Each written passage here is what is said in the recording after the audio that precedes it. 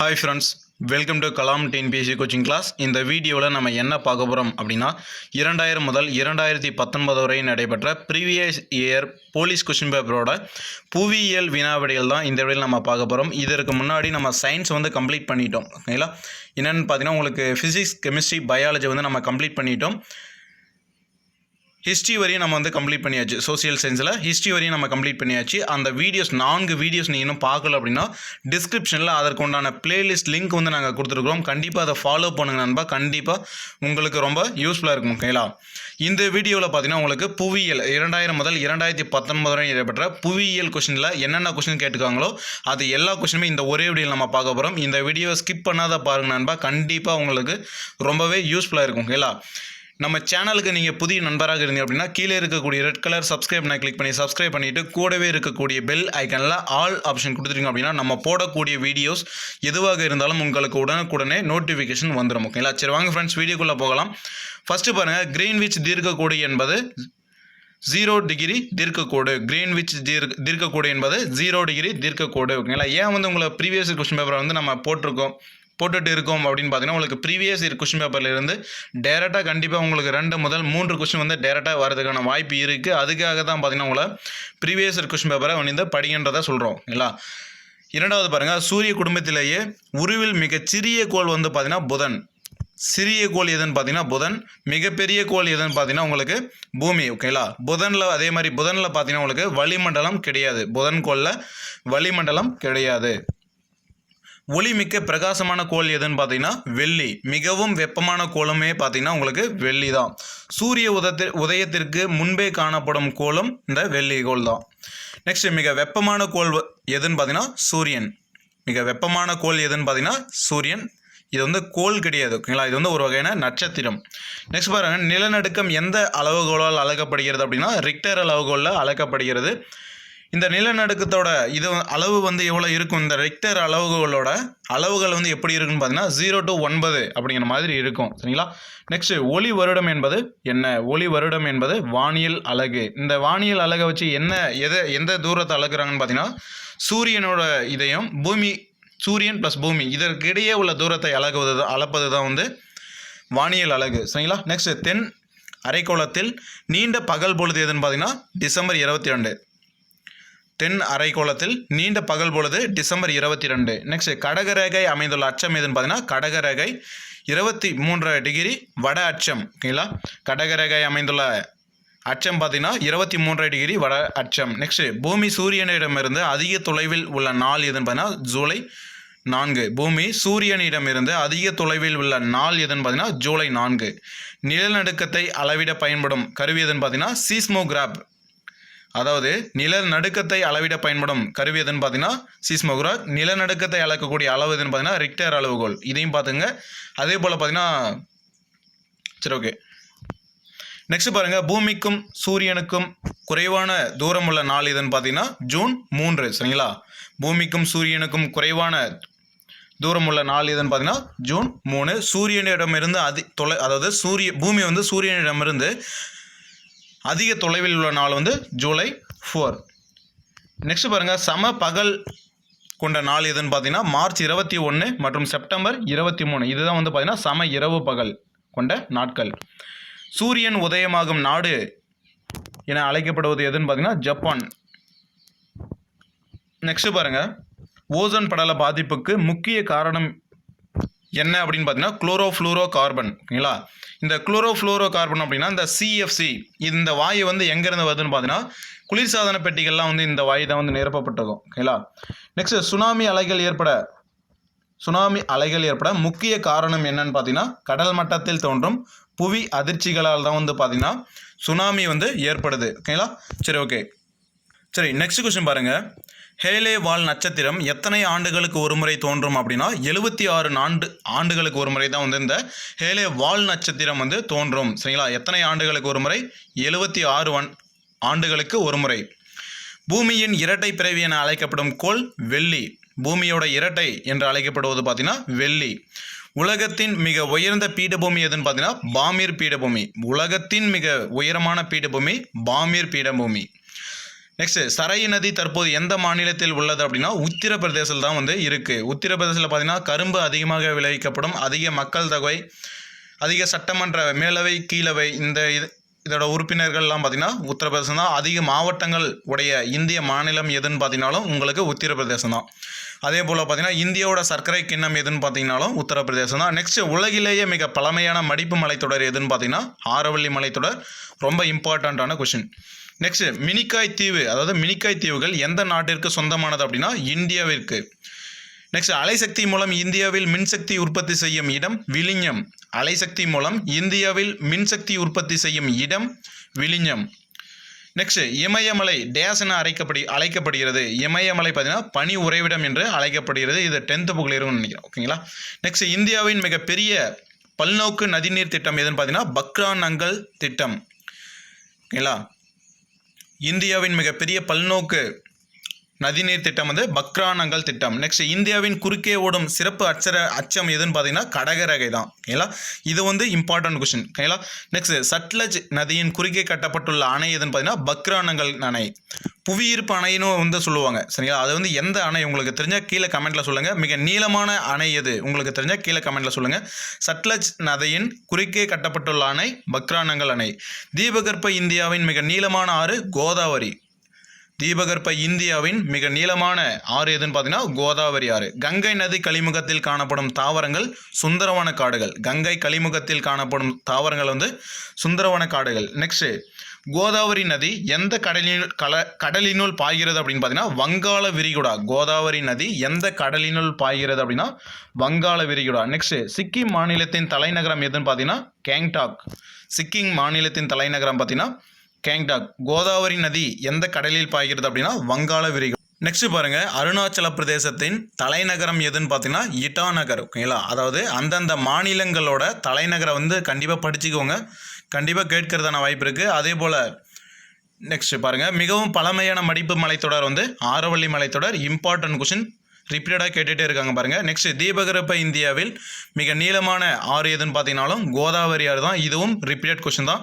அந்தமான் தீவுகள் சுமார் எத்தனை தீவுகளை கொண்டுள்ளது அப்படின்னா 300க்கும் மேற்பட்ட தீவுகள். ஓகேங்களா. நெக்ஸ்ட் இந்தியாவில் மிக அதிக உள்நாட்டு நீர்வழி போக்குவரத்து நடைபெறும் நதி எதுன்னு பார்த்தீங்கன்னா ஹூக்ளி.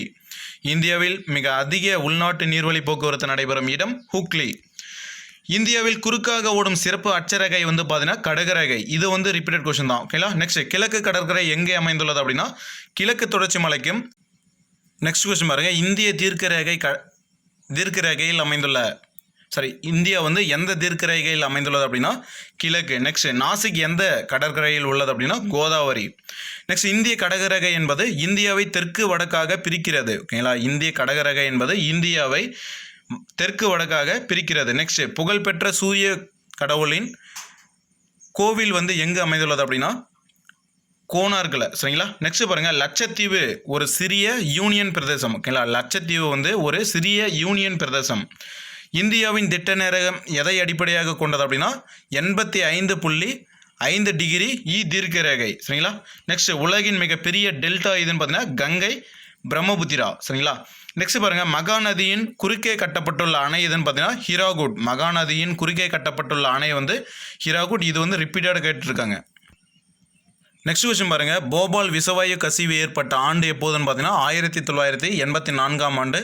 இதற்கான ஒரு வாயு என்னன்னு பார்த்தீங்கன்னா மீத்தைல் ஐசோசைனைடுன்னு சொல்லுவாங்க, MICன்னு சொல்லுவாங்க. 6000 எத்தனைக்கும் மேற்பட்டோர் வந்து உயிரிழந்தார் அப்படிங்கிறது உங்களுக்கு தெரிஞ்சால் கீழே கமெண்ட்டில் சொல்லுங்கள். வன மகோத்சவம் என்ற விழா எடுக்கப்படும் மாதம் எப்போதுன்னு பார்த்தீங்கன்னா அக்டோபர். சரிங்களா. ஜூலைன்னு சொல்லுவாங்க. சரிங்களா. நெக்ஸ்ட் பாருங்கள் கடற்கரை பகுதிகளில் நிலவுவது சமமான காலநிலை. உலக பேரிடர் குறைப்பு நாள் வந்து அக்டோபர் 13ஆம் நாள் கொண்டாடப்படுகிறது. உலக பேரிடர் குறைப்பு நாள் வந்து அக்டோபர் 13ஆம் நாள் கொண்டாடப்படுகிறது. பருவக்காற்று காடுகள் வந்து இலையுதிர் காடுகள் என்றும் அழைக்கப்படுகின்றன. கரும்பின் உள்ள இனிப்பு சத்து பொருள் வந்து பார்த்தீங்கன்னா சுக்ரோஸ். ஓகேங்களா. சர்க்கரையோட வேதிப்பொருளை வந்து சுக்ரோஸ் தான் சொல்லுவாங்க.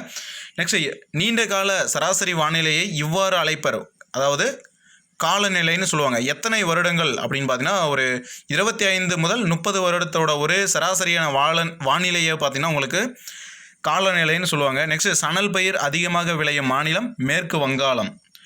இதை தான் வந்து பார்த்தீங்கன்னா அது வந்து சொல்லுவாங்க. நெக்ஸ்ட் 2ஆம் ஐந்தாண்டு திட்டம் எதற்கு முன்னுரிமை அளித்தது பார்த்தீங்கன்னா தொழில் வளர்ச்சி. முதல் ஐந்தாண்டு திட்டம் பார்த்தீங்கன்னா வேளாண்மை, இரண்டாம் ஐந்தாண்டு திட்டம் தொழில் வளர்ச்சி, மூன்றாவது. நெக்ஸ்ட் பாருங்கள், இந்தியாவின் குறுக்காக செல்லும் சிறப்பு அச்சம் பார்த்தீங்கன்னா கடகரேகை. இது வந்து பார்த்தீங்கன்னா ரிப்பீட்டாக கேட்டுகிட்டே இருக்காங்க. நெக்ஸ்ட் கேரளாவில் அமைந்துள்ள ஏவுகணை தளத்தின் பெயரினை குறிப்பிடுக. சரியான பதில் பார்த்தீங்கன்னா தும்பா. சரிங்களா. நெக்ஸ்ட் அதே போல் ஆந்திர பிரதேசம் பார்த்தீங்கன்னா ஸ்ரீஹரிகோட்டா. நெக்ஸ்ட் கார்பெட் தேசிய பூங்கா எங்கே உள்ளது அப்படின்னா உத்தராஞ்சல். நெக்ஸ்ட் பாருங்க, மொத்த பரப்பளவில் 90% மேல் காடுகள் உள்ள மாநிலம் பார்த்தீங்கன்னா மிசோரம். மொத்த பரப்பளவிலேயே 90% மேல் காடுகள் காணப்படும் உள்ள இடம் பார்த்தீங்கன்னா மாநிலம் எதுன்னு பார்த்தீங்கன்னா மிசோரம். 10% அப்படிங்கிற இடத்துல தான் பார்த்தீங்கன்னா மக்கள் வசிப்பாங்கன்றதை சொல்லியிருக்காங்க. நெக்ஸ்ட் கொஸ்டின் பாருங்க, இந்தியாவில் ரயில் என்ஜின்கள் தயாரிக்கும் இடம் எதுன்னு பார்த்தீங்கன்னா சித்ராஞ்சன். ரயில் என்ஜின்கள் அப்படின்னா சித்ராஞ்சல். நெக்ஸ்ட் மக்கள் தொகை கணக்கெடுப்பு எத்தனை ஆண்டுகளுக்கு ஒரு முறை எடுக்கப்படுகிறது அப்படின்னா 10 ஆண்டுகளுக்கு ஒரு முறை. இந்தியாவில் முதலில் துவங்கப்பட்ட ரயில் வண்டிப்பாதை வந்து பார்த்தீங்கன்னா மும்பை முதல் தானே வரை. இது வந்து 1853 வந்து தொடங்கப்பட்டது இந்தியாவில். தமிழ்நாட்டில் எப்போதுன்னு பார்த்தீங்கன்னா 1856. பருத்தி விளைவதற்கு ஏற்ற மண் வந்து பார்த்தீங்கன்னா கரிசல் மண். சணல் எந்த மாநிலத்தில் அதிகமாக பயிராகிறது அப்படின்னா மேற்கு வங்காளம். இந்தியாவில் முதலாக ரயில் விட்ட பாதை எதுன்னு பார்த்தீங்கன்னா மும்பை டு தானே. இது வந்து ரிப்பீட்டடாக கேட்டுகிட்டே இருக்காங்க பாருங்கள்.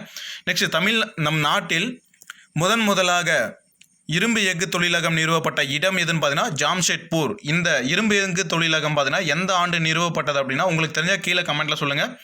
சர்க்கரை உற்பத்தியில் முதலாவதாக உள்ள மாநிலம் உத்தரப்பிரதேசம். முன்னே சொல்லியிருந்தோம். 1000 ஆண்களுக்கு 1000க்கும் அதிகமான பெண்கள் இருக்கும் மாநிலம் பார்த்தீங்கன்னா கேரளா. இது வந்து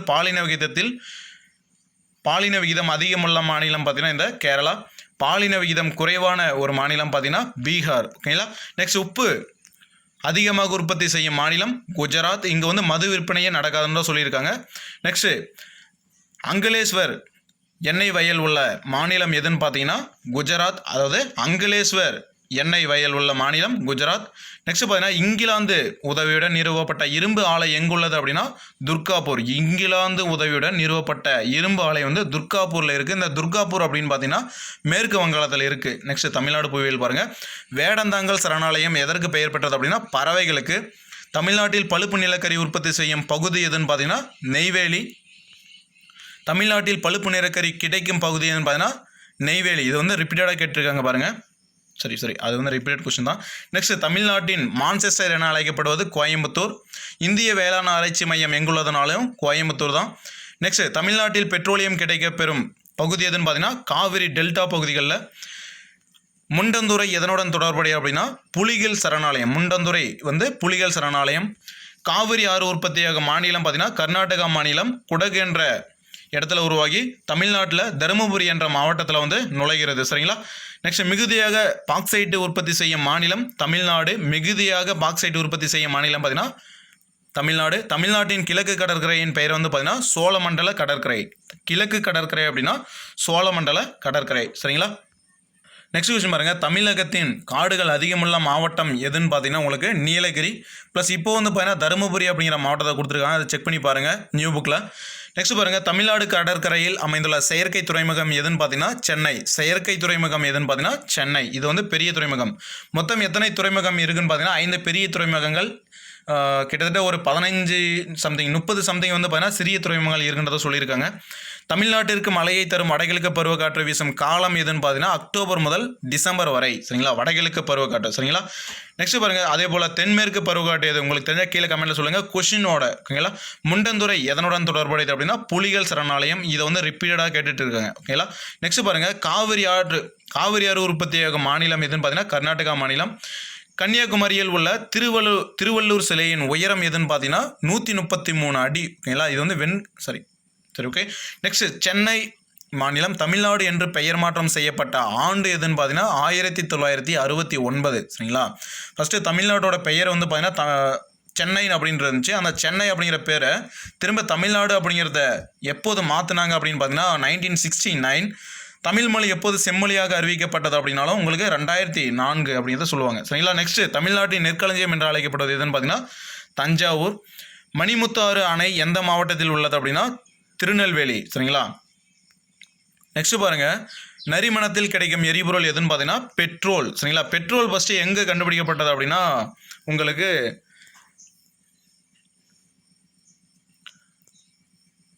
அமெரிக்காவில் இருக்கக்கூடிய பென்சில்வேனியா அப்படிங்கிற ஒரு இடத்துல தான் வந்து பார்த்தீங்கன்னா பெட்ரோல் ஃபஸ்ட்டு வந்து கண்டுபிடிச்சாங்க சொல்லியிருக்காங்க. அந்த சம்திங் சொல்லுவாங்க. ப்ளஸ் வந்து பார்த்தீங்கன்னா உங்களுக்கு இந்தியாவில் எங்கே வந்து பெட்ரோல் அதிகமாக உற்பத்தி செய்யப்படுகிறது அப்படின்னு பார்த்தீங்கன்னா மும்பையில் ஹை என்ற பகுதியில் சொல்லுவாங்க. சரிங்களா? நெக்ஸ்ட் இந்துஸ்தான் ஃபோட்டோ ஃபிலிம்ஸ் எங்குள்ளது அப்படின்னா உதகமண்டலம். சரிங்களா? நெக்ஸ்ட்டு ஸ்டான்லி நீர்த்தேக்கம் அமைந்துள்ள தமிழக மாவட்டம் சேலம். ஸ்டான்லி நீர்த்தேக்கம் நமக்கு எல்லாருமே தெரியும். இந்த நீர்த்தேக்கம் அமைந்துள்ள தமிழக மாவட்டம் எதுன்னு பார்த்தீங்கன்னா சேலம். ராமேஸ்வரம் தீவு இந்தியாவின் நிலப்பகுதியில் இருந்து எக்கால்வாயால் பிரிக்கப்பட்டுள்ளது அப்படின்னா பாம்பன். நெக்ஸ்ட் பாருங்க, இந்தியாவின் ரேர் எர்த் இண்டஸ்ட்ரி எங்குள்ளது அப்படின்னா மணவாளக்குறிச்சி அப்படிங்கிற இடத்துல தான் வந்து பார்த்தீங்கன்னா இந்தியாவின் ரேர் எர்த் இண்டஸ்ட்ரி வந்து இருக்குன்றத சொல்லியிருக்காங்க. தமிழகத்தின் மிகப்பெரிய ஏரி எதுன்னு பார்த்தீங்கன்னா செம்பரம்பாக்கம். தமிழகத்தின் மிகப்பெரிய ஏரி செம்பரம்பாக்கம். அதே போல் ஏரிகள் வந்து அதிகமாக இருக்கக்கூடிய ஒரு மாவட்டம் எதுன்னு பார்த்தீங்கன்னாலும் உங்களுக்கு ராமநாதபுரம்ன்றதை சொல்லுவாங்க. சரிங்களா? நெக்ஸ்ட் பாருங்கள், ஸ்பிக் ரசாயன தொழிற்கூட்டம் தமிழ்நாட்டில் எப்பகுதியில் உள்ளது அப்படின்னா தூத்துக்குடியில் இருக்குது. சரிங்களா? இது வந்து பார்த்தீங்கன்னா உரத்தொழிற்சாலைன்னு சொல்லுவாங்க ஸ்பிக் அப்படிங்கிறத. சரிங்களா? நெக்ஸ்ட் பாருங்கள், தமிழகத்தில் சமீபத்தில் பாரதமிகு மின் நிலையம் BHEL எங்கு செயல்பட தொடங்கியுள்ளது அப்படின்னா திருச்சி. சரிங்களா? நெக்ஸ்ட் பாருங்கள், உங்களுக்கு முதல் உதவியுடன் நோக்கம் என்ன? உயிர் பாதுகாத்தல், கூடுதல் ஆபத்து நேர்வதை தவிர்த்தல், குணமாவதை ஊக்குவித்தல். இதுதான் பார்த்தீங்கன்னா உங்களுக்கு முதல் உதவியோட நோக்கம். ஆம்புலன்ஸ் மற்றும் அவசர உதவிக்கு அணுக வேண்டிய எண் எதுன்னு பார்த்தீங்கன்னா 108. ஓகேங்களா? சரி, ஓகே ஃப்ரெண்ட்ஸ், இந்த ஒரு வீடியோவில் பார்த்தீங்கன்னா உங்களுக்கு 2000 முதல் 2019 வரையும் நடைபெற்ற ப்ரீவியஸ் போலீஸ் கொஷின் பேப்பரோட புவியியல் ஜாகிரஃபி வந்து கம்ப்ளீட் ஆகுது. இந்த வீடியோ முழுமையாக பார்த்தவங்களுக்கு கண்டிப்பாக என்னோட மனமார்ந்த நன்றிகள். இந்த வீடியோ உங்களுடைய ஃப்ரெண்ட்ஸ் ஒருவருக்காவது இந்த வீடியோ ஷேர் பண்ணுங்கள். கண்டிப்பாக அவங்களுக்கும் ரொம்ப யூஸ்ஃபுல்லாக இருக்கும். உங்களுக்கு மேற்கொண்டு ஏதாவது சந்தேகம் அப்படின்னா கீழே கமெண்ட்டில் சொல்லுங்கள். கண்டிப்பாக உங்களுக்கு நாங்கள் ரிப்ளை பண்ணுறோம். Okay friends, thank you to all.